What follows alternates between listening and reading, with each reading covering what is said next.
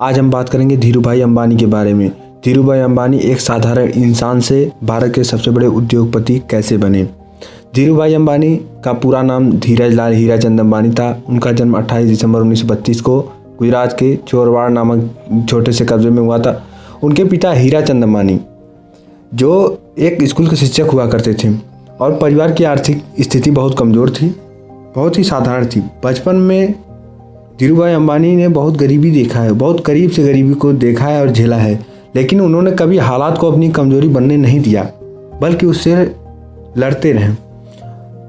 धीरूभाई अंबानी बचपन से ही बहुत तेज, जिज्ञासु और मेहनती थे। पढ़ाई के साथ साथ वे घर की आर्थिक स्थिति के लिए छोटे मोटे काम भी किया करते थे। कभी वे सड़क पर पकौड़े बेचते थे, भजिया बेचते थे, तो कभी दुकानों में काम करते थे। बहुत कम उम्र में ही उन्होंने पैसों की कीमत और व्यापार को समझ लिया था और उनको समझ भी उनको आने लगी थी कि कैसे भविष्य में व्यापार करना है, कैसे ढेर सारे पैसे कमाने हैं। भाई अंबानी मैट्रिक की पढ़ाई के बाद जब वे केवल 17 साल के थे तो वो 17 साल की उम्र से ही धीरूभाई अंबानी यमन चले गए। वहाँ उन्होंने एक फ्रेंच कंपनी में पेट्रोल पंप अटेंडेंट और बाद में क्लर्क के रूप में काम किया।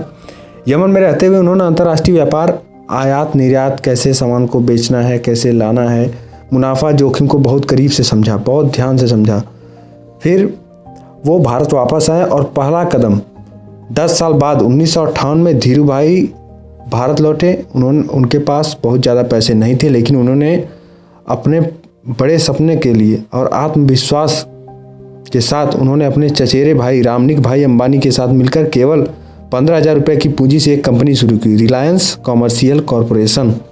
शुरुआत में वे मसाले और पॉलिस्टर यार्न का व्यापार करते थे। धीरे धीरे रिलायंस का नाम बाजार में फैलने लगा, लोग जानने लगे।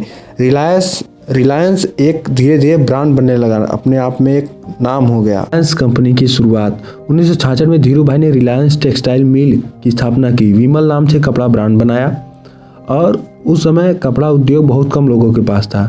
धीरूभाई ने क्वालिटी पे ध्यान दिया और मार्केट में अच्छी समझ बनाई, मार्केटिंग को समझा, उन्होंने मार्केट के मांग को समझा। वो कहते थे भारत का आम आदमी मेरा सबसे बड़ा निवेशक है। धीरूभाई अंबानी ने 1977 में रिलायंस को शेयर बाजार में लिस्ट किया। यह भारतीय कारपोरेट इतिहास का सबसे बड़ा बदलाव था। पहली बार लाखों आम लोग शेयर धारक बने। धीरूभाई ने पूंजी बाजार को अमीरों से निकालकर आम जनता तक पहुंचाया। उनकी वार्षिक जनरल मीटिंग में लाखों लोग शामिल होते थे। लोग उन्हें सिर्फ उद्योगपति नहीं बल्कि आशा का प्रतीक मानते थे। धीरूभाई अंबानी का जीवन साहस से भरा, बहुत सारा कठोर संघर्ष और ढेर सारी आलोचनाएं भी आईं। उन पर राजनीतिक संबंधों और नियम के दुरुपयोग के आरोप लगे। कई बार सरकार की नीतियां उनके खिलाफ गईं, लेकिन धीरूभाई कभी पीछे नहीं हटे, कभी रुके नहीं। उन्होंने हर मुश्किल को अपने अवसर में बदला और वे कहते थे अगर आपके सपने आपको डराते नहीं हैं तो वे काफ़ी बड़े नहीं हैं।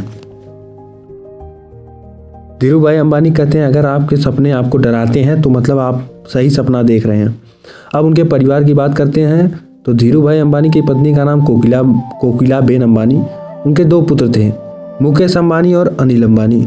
धीरूभाई ने हमेशा अपने बेटों को स्वतंत्र सोच और बड़ा सोचने की सीख दी है। अंबानी का 6 जुलाई 2002 को निधन हो गया, लेकिन वे आज भी हमारे विचारों, संस्थानों और प्रेरणा के रूप में जीवित हैं।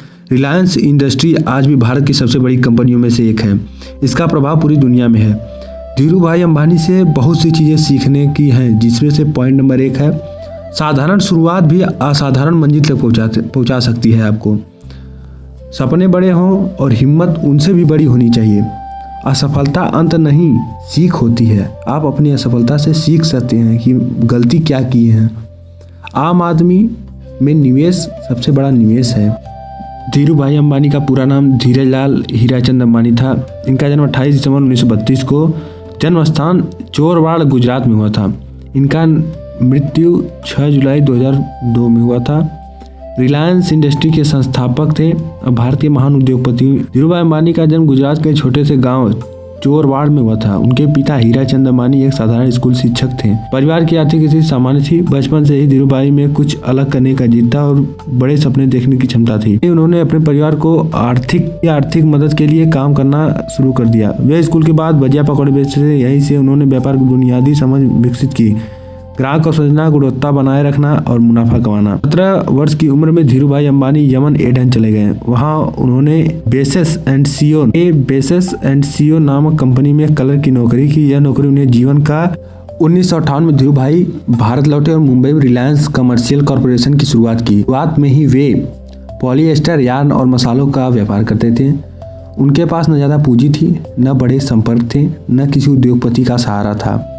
फिर भी उनके पास जो सबसे ज़्यादा ज़रूरी है, हर एक सक्सेसफुल इंसान के पास होता है, वो था आत्मविश्वास, मेहनत और जोखिम लेने की हिम्मत। सबसे बड़ी शक्ति खासियत यह थी कि वे छोटे निवेशकों साथ लेकर चलते थे, शेयर बाजार को आम आदमी से जोड़ते थे। 1977 में रिलायंस को शेयर बाजार में लिस्ट किया। लाखों मध्यम वर्गीय निवेशक रिलायंस से जुड़े और यहीं से धीरू भाई अंबानी को आम आदमी का उद्योगपति कहा जाने लगा। धीरू भाई की आलोचनाएं और चुनौतियां।